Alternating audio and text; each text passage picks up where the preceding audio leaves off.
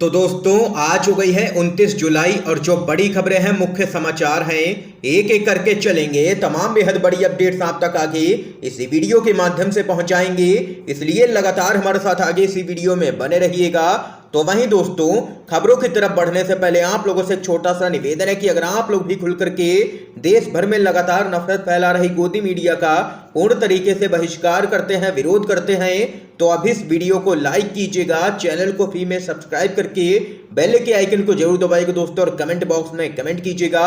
जय हिंद जय भारत। दरअसल दोस्तों, पहली बड़ी खबर आप लोगों को बताते चलें।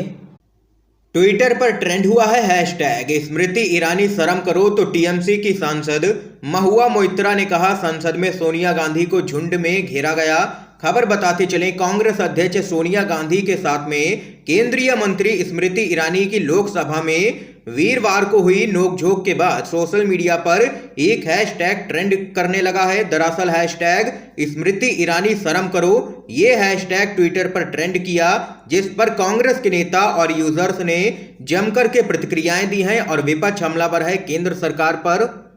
कांग्रेस ने ट्विटर पर हैशटैग स्मृति ईरानी शर्म करो टैग के साथ में लिखा है कि स्मृति ईरानी संसद में कांग्रेस अध्यक्ष सोनिया गांधी जी से असंसदीय व्यवहार करके आपने सिर्फ एक महिला को ही नहीं बल्कि देश भर की महिलाओं और सदन की गरिमा को भी धूमिल कर दिया है।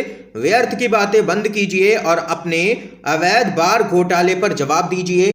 इसके साथ ही कांग्रेस पार्टी ने यहां पर स्मृति ईरानी से माफी की भी मांग की है। और वहीं बताते चलें, टीएमसी की सांसद महुआ मोइत्रा ने ट्वीट किया है कि उस समय मैं लोकसभा में थी जब 75 वर्षीय वरिष्ठ नेता यानी कि सोनिया गांधी को इस तरह भाजपाइयों ने घेर लिया, जैसे एक तरह झुंड में घेरा जाता है।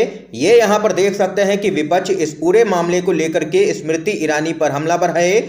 अगली अपडेट आप लोगों को इस बीच बताते चलें।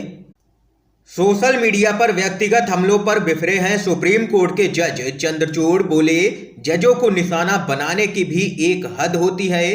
खबर बताते चले, सुप्रीम कोर्ट के न्यायाधीश जस्टिस डीवाई चंद्रचूड़ ने न्यायाधीशों के खिलाफ ऑनलाइन पोर्टलों पर जारी व्यक्तिगत हमलों पर काफी नाराजगी व्यक्त की है।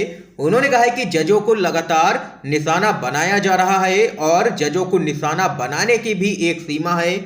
दरअसल दोस्तों, डीवाई चंद्रचूड़ ने आगे कहा है कि हाल ही में एक समाचार लेख पढ़ा जिसमें कहा गया था कि सुप्रीम कोर्ट मामले की सुनवाई में देरी कर रहा है, हमें एक ब्रेक दें। उन्होंने सवाल किया, आप जजों को कितना निशाना बना सकते हैं, इसकी भी एक सीमा है। ऐसी खबरें आखिर कौन प्रकाशित कर रहा है। दरअसल दोस्तों, आप लोगों को बता दें कि हाल ही में मीडिया और सोशल मीडिया में जजों को लेकर के कई विवादित खबरें सामने निकल के आई। सोशल मीडिया पर जजों को लगातार ट्रोल भी किया गया। कई कट्टर संगठनों ने जजों को बेसिर पैर की सलाह तक दे डाली। कांग्रेस के प्रवक्ता और जाने माने अधिवक्ता अभिषेक मनु सिंघवी ने जजों पर ऐसे व्यक्तिगत हमलों के लिए बीजेपी और आरएसएस को सीधे तौर पर जिम्मेदार ठहराया है। ये यहाँ पर देख सकते हैं कि सुप्रीम कोर्ट के जज डीवाई चंद्रचूड़ काफी जबरदस्त तरीके से भड़के हैं जजों पर हो रहे लगातार व्यक्तिगत हमलों को लेकर के। इस बीच एक और बड़ी खबर आप लोगों को बताते चलें। संसद में भारी हंगामे के बाद राज्यसभा से 3 और सांसद किए गए हैं निलंबित। अब तक विपक्ष के कुल 27 सांसद हो चुके हैं सस्पेंड। खबर बताते चलें, भारी हंगामे के बीच संसद का मानसून सत्र लगातार जारी है और वहीं राज्यसभा में विपक्ष के 3 और सांसदों को निलंबित कर दिया गया है। अब तक कुल यहां पर राज्यसभा में 23 सांसदों को निलंबित किया जा चुका है और वहीं लोकसभा से कांग्रेस पार्टी के 4 सांसद पहले ही निलंबित हो चुके हैं। और वहीं बता दें कि लोकसभा और राज्यसभा से विपक्ष के कुल 27 सांसदों को निलंबित किया जा चुका है। इस निलंबन को लेकर के सांसद 50 घंटे का धरना भी दे रहे हैं, जिसके तहत 5 सांसदों ने गर्मी और मच्छरों के बीच में संसद परिसर में ही रात गुजारी और ये धरना लगातार जारी है। दरअसल दोस्तों, विपक्ष यहां पर संसद के अंदर महंगाई, जीएसटी और बेरोजगारी जैसे मुद्दों को लेकर के यहां पर चर्चा करवाना चाहता है, लेकिन मोदी सरकार इन मुद्दों पर चर्चा करने के लिए तैयार नहीं है, जिस कारण विपक्ष को मजबूरन विरोध प्रदर्शन करना पड़ता है, जिस कारण यहां पर 27 सांसद अब तक हो चुके हैं सस्पेंड विपक्ष के। इस बीच एक और बड़ी खबर बताते चलें। पश्चिम बंगाल से बड़ी खबर सामने निकल के आ रही है। पार्थ चटर्जी पर बड़ा एक्शन। मंत्री पद छीनने के बाद ममता बनर्जी ने टीएमसी के सभी पदों से तुरंत प्रभाव से हटाया है।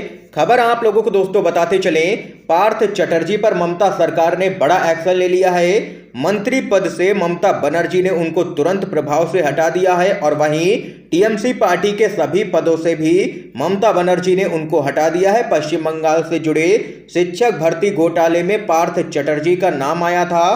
पार्थ चटर्जी फिलहाल उद्योग मंत्री थे। जब वह शिक्षा मंत्री थे उस दौरान हुए घोटाले के लिए उनको यहां पर गिरफ्तार भी किया जा चुका है।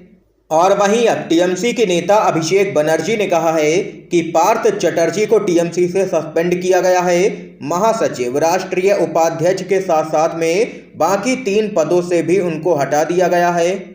उनको जांच पूरी होने तक के लिए सस्पेंड किया गया है और अगर वह दोषी नहीं पाए जाते हैं तो उनकी पार्टी में एक बार फिर से वापसी होगी। ये यहां पर कहना है ममता बनर्जी के भतीजे और सांसद अभिषेक बनर्जी का।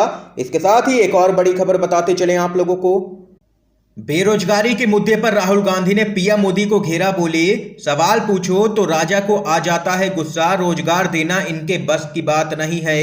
संसद में मोदी सरकार ने करवाई है खुद की ही जबरदस्त फजीयत। क्या कुछ है पूरा मामला बताते चले। कांग्रेस पार्टी के पूर्व अध्यक्ष राहुल गांधी ने देश में रिकॉर्ड बेरोजगारी के मुद्दे पर एक बार फिर से केंद्र की मोदी सरकार को निशाने पर लिया है। सरकार के द्वारा मुहैया करवाए गए आंकड़ों का जिक्र करते हुए राहुल गांधी ने कहा है कि मोदी सरकार ने 8 सालों में युवाओं को रोजगार के नाम पर कुछ भी नहीं दिया है और जब सवाल पूछा जाता है तो सरकार को गुस्सा आता है। दरअसल दोस्तों, राहुल गांधी ने ट्वीट कर कहा, 22 करोड़ युवा 8 सालों में सरकारी नौकरियों के लिए कतार में लगे। नौकरी मिली मात्र 7.22 लाख लोगों को, यानी कि 1000 में से सिर्फ 3 को। बेरोजगारी पर सवाल पूछने पर राजा को गुस्सा आता है। सच तो यह है कि रोजगार देना इनके बस की बात ही नहीं है। युवा देश का संपत्ति है, बीजेपी उन्हें देनदारी दिखा रही है।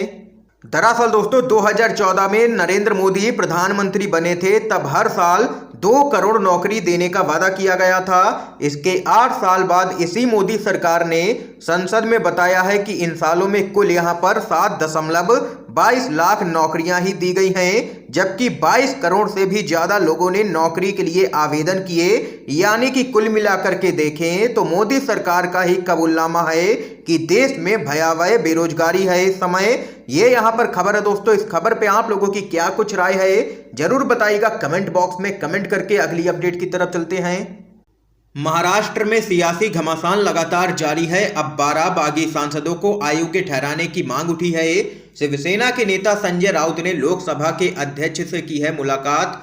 खबर आप लोगों को बताते चलें, महाराष्ट्र में एकनाथ शिंदे की बगावत के बाद शुरू हुआ सियासी घमासान अब भी लगातार जारी है और वहीं इस बीच अब यहां पर 12 बागी सांसदों को अयोग्य करार देने की मांग शिवसेना ने लोकसभा के अध्यक्ष से की है। और खबर के मुताबिक बताते चले, शिवसेना के राज्यसभा सांसद संजय राउत ने इस पूरे मामले को लेकर के लोकसभा के अध्यक्ष ओम बिरला से मुलाकात की है और मुलाकात करके एकनाथ शिंदे गुट के 12 बागी सांसदों को अयोग्य घोषित करने की मांग की है संजय राउत ने।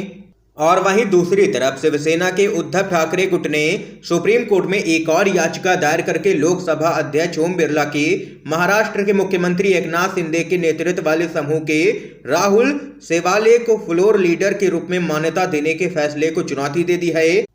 उद्धव गुट के जिन सांसदों ने सुप्रीम कोर्ट का रुख किया है उनमें विनायक राउत और राजन विचारे शामिल हैं। ये यहां पर बड़ी अपडेट सामने निकल के आई है। एक और याचिका उद्धव गुट ने दायर कर दी है सुप्रीम कोर्ट में। अगली अपडेट आप लोगों को बताते चलें। अधीर रंजन चौधरी बोले, मुझसे चूक हुई है, राष्ट्रपति द्रौपदी मुर्मू से माफी मांगूंगा लेकिन इन पाखंडियों से नहीं।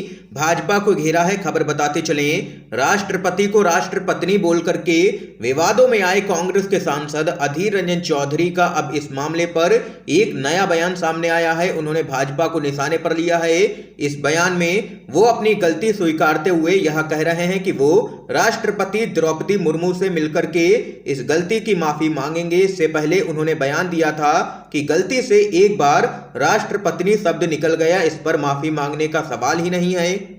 अधीर रंजन चौधरी ने कहा है कि मैं राष्ट्रपति द्रौपदी से मिलूंगा और उनसे यहां पर माफी मांगूंगा, लेकिन इन पाखंडियों यानी कि भाजपाइयों से माफी क्यों मांगू मैं। ये यहाँ पर दोस्तों इस समय की आज की सभी बड़ी खबरें थी, मुख्य समाचार थे जो हमने आप लोगों तक पहुंचाए हैं UNVDV के माध्यम से। अगर आप लोगों को ये वीडियो पसंद आया हो तो इस वीडियो को लाइक कीजिएगा, ज़्यादा से ज़्यादा इस वीडियो को शेयर कीजिएगा ताकि आप सभी के दोस्त भी मुख्य समाचारों को जान सकें। वीडियो देखने के लिए आप सभी दोस्तों का बहुत बहुत धन्यवाद।